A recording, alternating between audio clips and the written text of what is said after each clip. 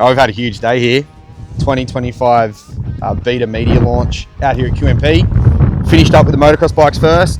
Spoken with John Pruddy about those already, and yeah, now we've come across three very distinct models in the beta range. Last night, the Beta Australia guys kind of placed them in their categories. Have we come to agreement as to where they sit within the market? Well, that's always a hard thing, isn't it, with Beta, because you know they're ambitious. I mean, not only have they got such a huge range, you know, they've got 8 of the Crosspro, 8 of the equivalents in the now the race, it was racing, now the race model. Yep. You know, a couple of cross trainers, and then the 2 motocross bikes. And from the rumours we're hearing last night, possibly a bigger range. Look, I think, you know, it's interesting, you know, when you just try to absorb the marketing spin, right? When you're at a launch like this, what they're trying to do. And I think the big thing for us, remember when this thing came out, the PR came out for the Crosspro, 6 months ago, and we're like, how does it fit in? You know, it's got a beefier frame, but a lower seat, and then it's got a grab handle on here. Like, what's it for? Yeah, I actually wondered if it was going to be a hard enduro bike that was in addition to the RR standard bike. So anyway, so we went back and talked to Tom Mendy at Beta Australia, and he's like, well, you know, I mean, he's, you know, towing the corporate line, but it's also, I think they've taken a lot of time to actually sort of figure out how to define these bikes and you know, who they're suited to.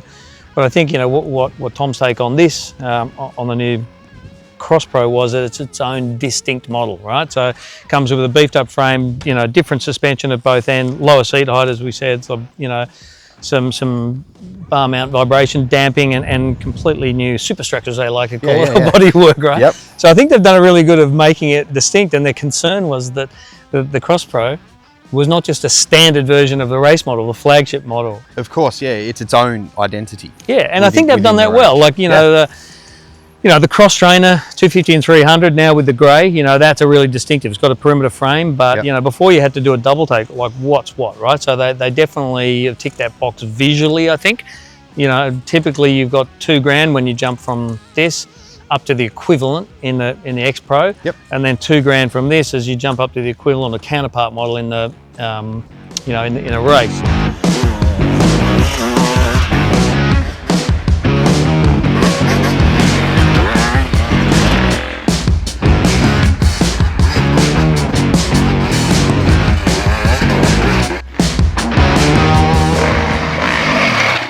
I've never ridden one of the cross trainers. This is the first time I'd ridden either of them. The 300's their highest selling bike in the range. An impressive thing. Not a lot of changes this year, but I was impressed. I think a lot of people put their ego on the shelf. They'd have a lot of fun on one of these. Yeah, I think. Well, if it's technically low seat height, this thing's been an unmitigated success. And you know, the strangest thing is that a bunch of other manufacturers haven't come out and tried to replicate it. But I think, like, when you got off today, I don't think I've ever heard anybody get off a cross trainer and go like, whatever. They've gone, fuck, that does this well and this well and this well.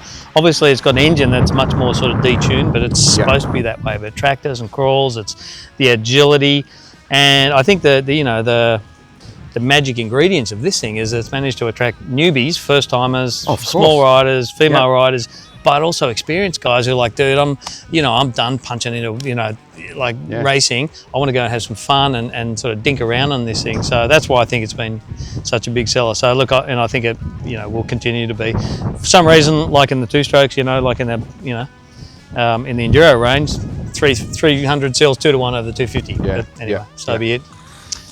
Then these two are the more that's the positioning, the argument as to which is not better, but which bike suits who, I guess, in these two models. Yeah, and that was really interesting. And I think the biggest thing coming into today was sort of figuring out, you know, where this new Crosspro, and there's a bit of an alphabet, so RR Crosspro, you know, but where that fits in. But you know, okay, they didn't want to call it the standard version of that. So, you know, obviously with some big changes to, you know, across the board, this thing is, to me, a sort of distinct model.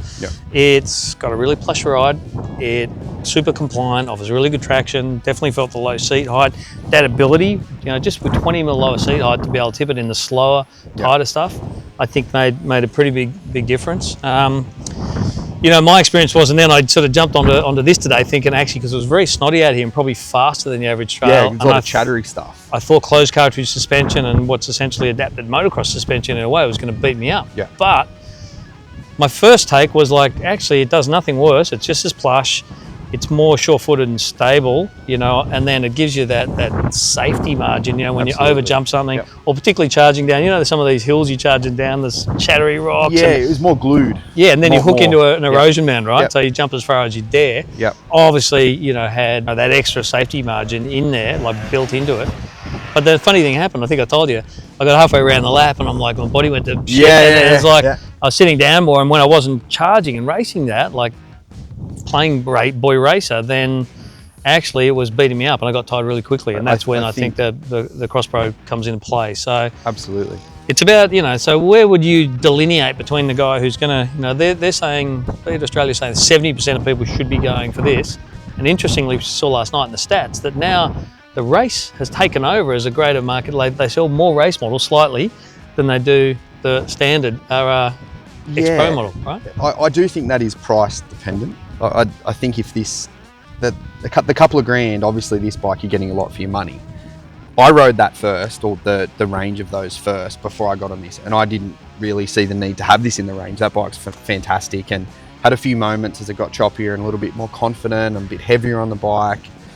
But it was fine. It was a trail bike. It was awesome. And then when I got on particularly the 350 race, yeah. I was blown away. The suspension is just incredible, the way that it handles everything. And for that money, I would opt for this. But I don't think necessarily everybody should, just because it's the top of the range bike. And that's why I think their problem, well, not their problem, but the reason they're selling more of these, they should be selling these to 70% of people, but the reason then the race is now outselling this is because people are like, oh, geez, it looks blingy. Well, one, I get, you know, there's 2 grand's worth of Kyoba suspension on the thing. Absolutely. And you could argue that's right. So I actually think that the pricing differential between them, that could be 2.5, 3 grand more. Yep. You know, and I know it's pie in the sky, but imagine if there was something in the middle with this thing with that suspension without any other bling, right? For 1,500 or 1,800 more, you know? Yep. Like I think I'm on the kind of cusp of when I'm buggered or just trail riding or cruising. Yep. You know, the Crosspro is my thing by far, right? Yeah. But then when I'm like, hey, I've got a bit of energy today, I feel half fit, you know, then just that extra safety margin that the race models give you with the suspension. Like I don't, you know, necessarily care for the bling bits and pieces because none of them are really sort of functional. Maybe the brakes, it gets slightly up-speed brakes. I didn't feel the difference between them, but I think they can afford to, you know, charge 3 grand more for that. And around, if it was 3 grand more than its counterpart on the X-Pro, it would be sort of in the vicinity of where Husqvarna, standard model Husqvarna sells on the market. Yeah, and last night too, touching on the pricing, they brought up Beta brought up their spare parts are also sharply priced.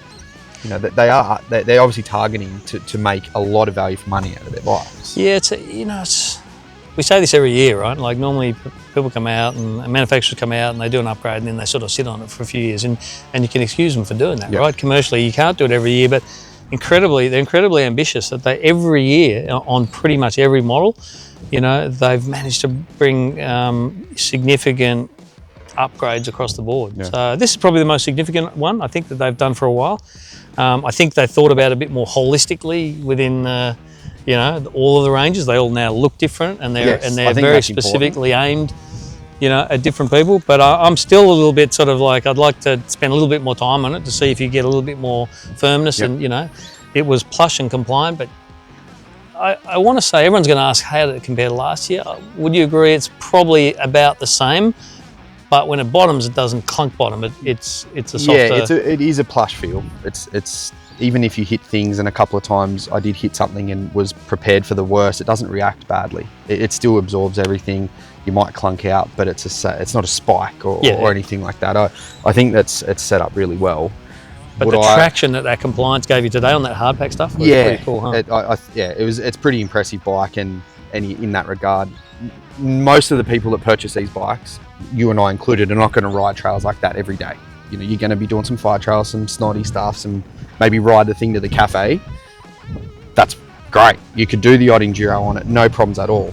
Motocross, if I was going to do maybe race a Transmoto or do a couple of club days, I would probably lean towards this. Yeah. And that's exactly what the Beta Australia guys are saying, right? If you're giving it an nudge, you're a serious guy, you're jumping a bit, or, you know, a lot of people now are using these bikes, you know, on a motocross track once in a while, right? I think it's a no-brainer, and that's what I keep coming back to. They need to put a bit bigger price differential between them. Yeah, I don't know if we've really answered any questions, but I am looking forward to spending more time on these bikes, because it was a long day and there's some pretty tricky stuff out there. But this is my first time to really ride the whole range of Beta bikes, and yeah, it's really impressive, really impressive. Well, they got a shed load of them, mate. You're spoiled for choice with Beta. That's one thing. You know, and I think from what we said earlier with the motocross range, I think we're likely to see that grow too. And you know, on top of that, I think they've got 30 dealers now. That's not including some of their trials bike dealers. Yep.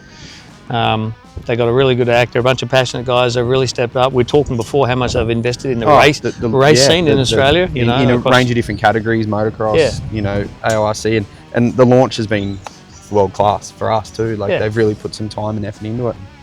Yeah, pretty impressive stuff. Well, they're down the Goldie. They've got to front a bunch of dealers in the next couple of days, I believe, and they're going to bring those guys. I think they're coming out here to go for a bit of a ride as well. So, yeah, pretty interesting day. Very difficult to get through and talk about much conviction. We didn't really get to adjust the bikes, you know, adjust suspension settings or geometry, that kind of stuff. But you know, once again, pretty impressive from what Beta's done, and you know, I'm just continually marvel at what a progressive-minded bloody company they are, and how, you know, they just managed to bring upgrades the whole time, not just on one or two models, but on the whole suite of bikes. You know, very passionate business in Australia and worldwide.